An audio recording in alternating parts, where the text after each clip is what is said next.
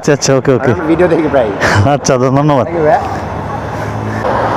জি ভাই, কি অবস্থা? ভালো? আমি আপনার একটা ভিডিও দেখছিলাম গতকালকে মনে হয়। হ্যাঁ হ্যাঁ হ্যাঁ হ্যাঁ, হ্যালো ভিউস, আসলে খুব ভালো লাগতেছে। আর এখানে যতটুকু দেখা যাচ্ছে খুব ভালো। আর বাইক ছুটছে আগুন বরাবর, সব এফজেড ফেজার, সেই সেই এইখানে থাকলে তো একবারে সেই আগুন গরম, সেই পালসার, ফেজার, এফজেড ডিলাক্স, তো সেই সুন্দর। জি ভাই, কি অবস্থা? ভালো? আমি আপনার একটা ভিডিও দেখছিলাম গতকালকে মনে হয়। হ্যাঁ হ্যাঁ হ্যাঁ হ্যাঁ, ও আচ্ছা আচ্ছা, হ্যাঁ হ্যাঁ হ্যাঁ, এটা কেমনই পাচ্ছেন? আমি অনেকদিন ধরে চিন্তা করছিলাম এই কাজটা করবো। ও আচ্ছা আচ্ছা, না ভালো। মানে ভালো বলতে কেমন? এটা লাগাইছি, রিসেন্ট লাগাইছি, হচ্ছে 1 সপ্তাহ হয়েছে আর কি, 1 সপ্তাহ হয়েছে আর কি, আচ্ছা, মানে হচ্ছে 7-8 দিন হয়েছে আর কি লাগানো। হুম, কি পাচ্ছেন? এটা মূলত লাগানো হচ্ছে যে আপনি কর্নারিং করার সময়, তারপর হচ্ছে ব্রেকিং, আর হচ্ছে এইটার জন্য। আমি আমারটা করছিলাম আপনার প্রথমে হলো ইনিশিয়াল বাড়ানোর জন্য, আর মোটামুটি বাড়ানোর জন্য ইউজ করতাম N250 পকেট আছে না, আমার N160তে বসাবো। কারণ পিছনের রিমটা মানে রিম নিয়ে চেঞ্জ করবো কিনা খুবই সন্দেহান ছিলাম। পরে হলো 130-এর রেডিয়াল লাগাই। ও আচ্ছা আচ্ছা, আপনি কি চেঞ্জ পকেট লাগাইছেন? চেঞ্জ পকেট হলো N250 পিছনেরটা, সামনেরটা হলো RS200। ও আচ্ছা, আর আমি হলো মানে রিমটা বড় করতে চাচ্ছিলাম, কিন্তু কনফিউজ ছিলাম। দ্যাটস আমি হলো করছি আপনার 130-এর একটা রেডিয়াল লাগে। কিন্তু রেডিয়াল লাগানোর পরে কেমন জানি ফিল হয়, মানে একটু কেমন অদ্ভুত লাগে। ও টায়ার না? হ্যাঁ, টায়ারটা রেডিয়াল। টায়ারটা তো আপনার 130-ই আছে।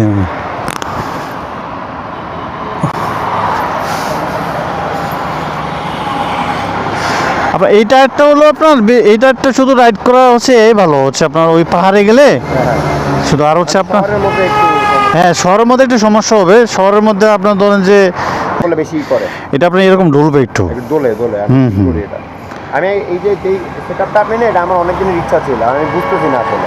ও আচ্ছা আচ্ছা, অলরেডি বাইকটা নিয়ে একটু সমস্যায় আছে। আপনার একটা মানে ফুয়েল পাম্প নষ্ট হয়নি আমার, বাট মানে একটু ধাক্কাই তো ওয়ারেন্টি আছে সব কিছুই। আমি 2800 কিলোমিটার গেছিলাম সার্ভিস। ও ওয়ারেন্টি হলে তো পাইতেন সব কিছুই। ওই দিক থেকে ভাই সমস্যা হচ্ছে কি, যে ফুয়েল পাম্প আই গেস তো নষ্ট হয়নি আমার গাড়ি, কিন্তু ফুয়েল পাম্পটা চেঞ্জ করছে।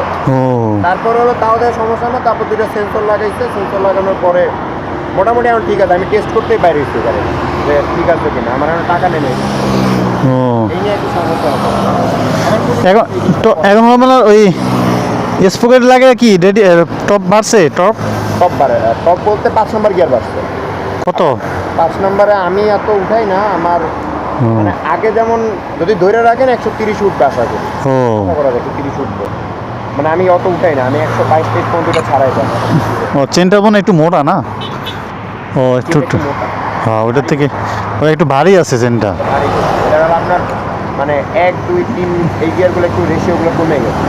ও এই বাইকটা দেখে মানে অনেক কিছু অ্যাপ্লিকেশন আসছে দেখেন। ও আচ্ছা আচ্ছা, দেখলাম ভাই। ও দেখছিলেন? দেখেন, সমস্যা নেই।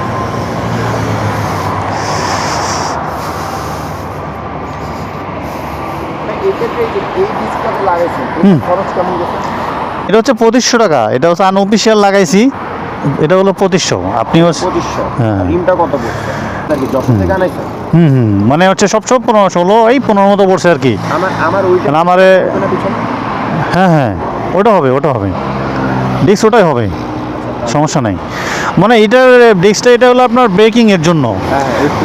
হ্যাঁ, কারণ হচ্ছে এটা কাটা ডিস্ক যত আছে, এই কাটা ডিস্কগুলো হচ্ছে ব্রেকিং ভালো হয়, মানে হিটিং হলেও আপনার হচ্ছে ঠান্ডা হয় দ্রুত এবং ব্রেকিংও ভালো হয়। এটার জন্য আর কি এটা লাগাইছি আমি।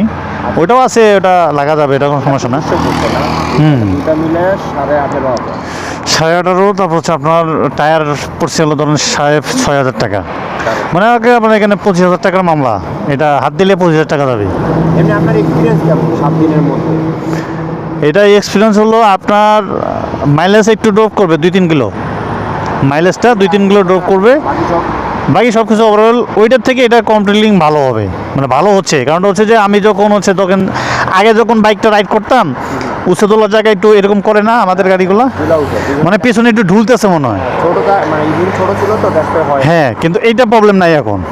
আরেকটা হচ্ছে আপনার যখন ব্রেক করতেছেন, যেমনি ওইটা ব্রেক করলে আপনার পেছনে একটু স্লিপ কাটে না, হালকা হালকা এবিএসটা কিন্তু কাজ করে, তাও স্লিপ কাটে। কিন্তু একটু স্লিপ কাটে, মানে মানে বাইক মানে স্লিপ কাটে চলে যেতেছে এরকম হয়, স্লিপ কাটে না কিন্তু মনে হয় স্লিপ। মনে হয় না। কিন্তু এইটা হচ্ছে আপনার কোনো স্লিপ কাটে না, এবিএস যতটুকু ধরে ও অতটুকু তার আগে ব্রেক হয়ে যায়। আমার খুব ইচ্ছা। হ্যাঁ হ্যাঁ, আর তাই তো আপনি যখন এইভাবে মানে একটু এই আপনার কর্নারিং যখন করবেন না, বেশি ঘুরলেও সমস্যা নেই, আপনি পড়ার কোনো চান্স নাই। আমি দেখছি যে আগে তো ধরেন যে একটু ঘুরাইতাম মানে পড়ে যাবো বা পড়ে গেলাম, কিন্তু এটাতে আপনার হচ্ছে যে পড়ার কোনো চান্স নাই। ঠিক আছে ভাই, আমি আপনার দেশের দিক থেকে আসলাম। Thank you. ও আচ্ছা আচ্ছা, ওকে ওকে, ভিডিও দেখি প্রায়। আচ্ছা ধন্যবাদ। থ্যাংক ইউ ভাই।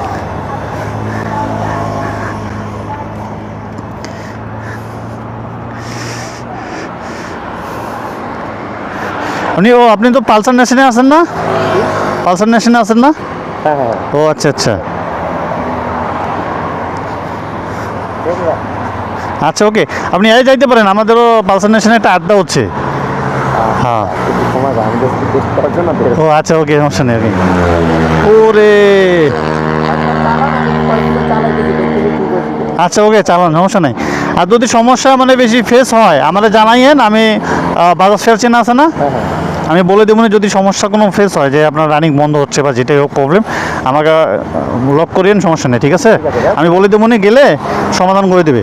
ঠিক আছে ভাই, থ্যাংক ইউ সো মাচ। আচ্ছা, ওকে, ধন্যবাদ।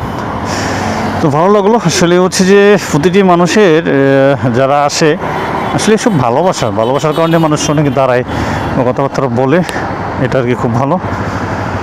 তো ভালো লাগলো। আমাদের এটা N160, যেটা অ্যানালগ মিটারটা খুব ভালো। অ্যানালগ মিটারে হচ্ছে যে আপনার পাওয়ার বলেন, ব্রেকিং বলেন, সব কিছুই বেটার। আর আপনার বাইক দেখতেও অনেক মাস্কুলার লাগে, সুন্দর লাগে।